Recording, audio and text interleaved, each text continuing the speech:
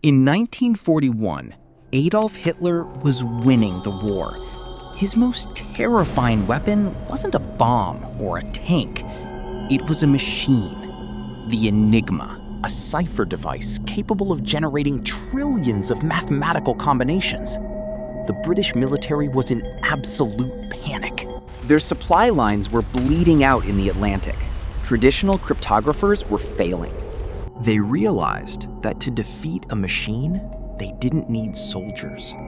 They needed minds that could think like supercomputers. And then, Winston Churchill made a desperate, almost insane decision.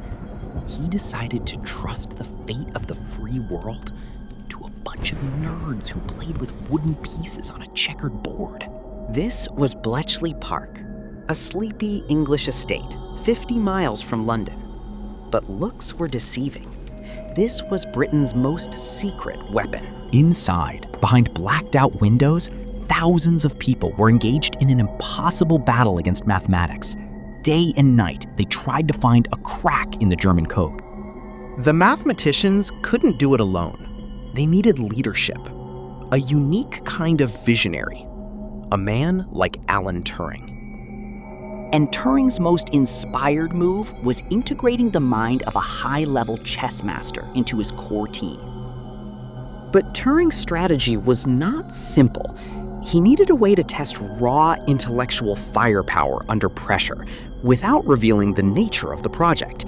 His solution? A secret high-level chess tournament, advertised only in a cryptic crossword puzzle. Among the few who solved it was Stuart Milner Barry. Not a soldier, but a rising star in British chess. A young man who could analyze a board 20 moves ahead. Upon arrival, Stuart found a factory of the impossible. The key tool wasn't a pen, but a monstrous mechanical computer, Turing's bomb. It was designed not just to decode, but to simulate thousands of possible Enigma rotor settings faster than any human mind. Why chess players? Because Turing realized that breaking Enigma wasn't just about doing math. It was about recognizing patterns under pressure. A chess master doesn't calculate every move on the board. They eliminate the impossible lines of attack instantly, looking for weak squares in the enemy's defense. And that is exactly what happened. Milner Barry looked at the German radio traffic not as a wall of random letters, but as a chess opponent who had made a predictable opening blunder. But success brought a terrifying burden. Breaking the code meant they knew where the enemy would strike next. But if they acted on every piece of intelligence, the enemy would realize their secrets were compromised and change the cipher. To win the war, they had to choose which ships to save and which to let sink. The days turned into months of relentless mental exhaustion. For the young women and men in the huts, there was no glory, just coffee, cold sandwiches, and the endless ticking of the rotors. A silent, invisible war fought in wooden barracks while the rest of the world slept. Despite their progress, they were constantly viewed with suspicion by the military establishment.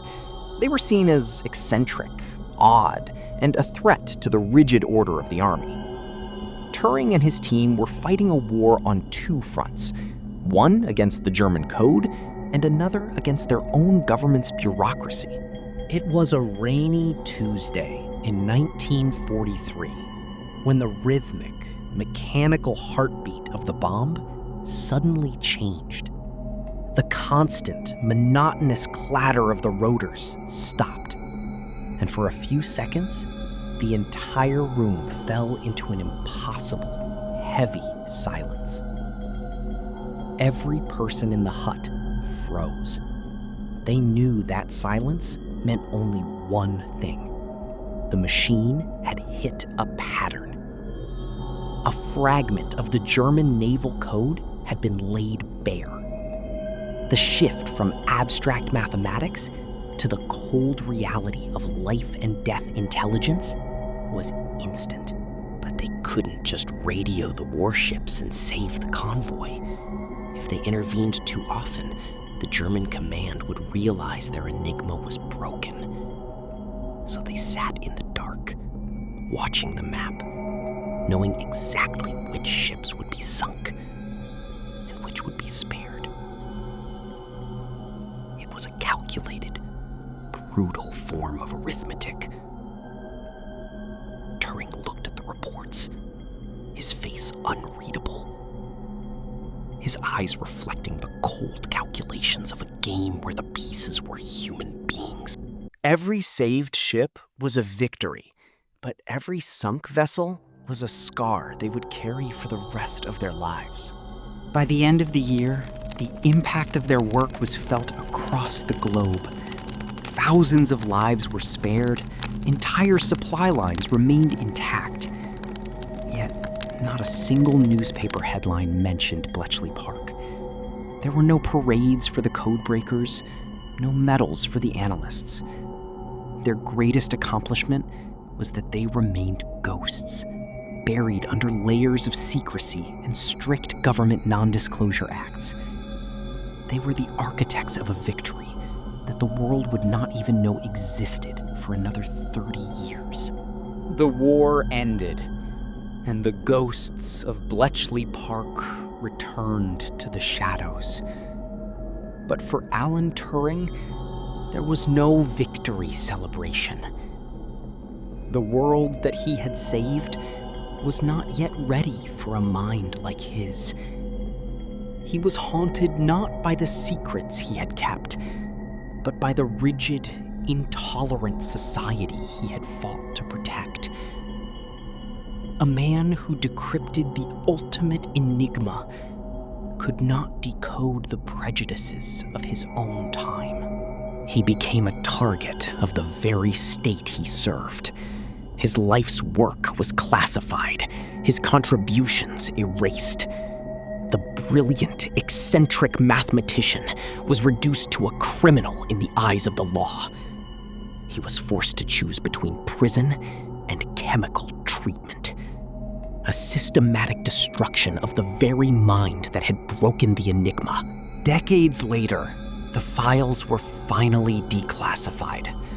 The world learned that it was not a grand army, but a handful of brilliant, broken people in a wooden hut who had shortened the war by years and saved millions of lives. Alan Turing didn't receive a medal in his lifetime. Instead, he received a legacy that defines our modern age. Every computer, every smartphone, every byte of data we share today is built upon the foundation of his genius. He was never an enigma to be solved. He was a light that the world simply could not yet bear to see.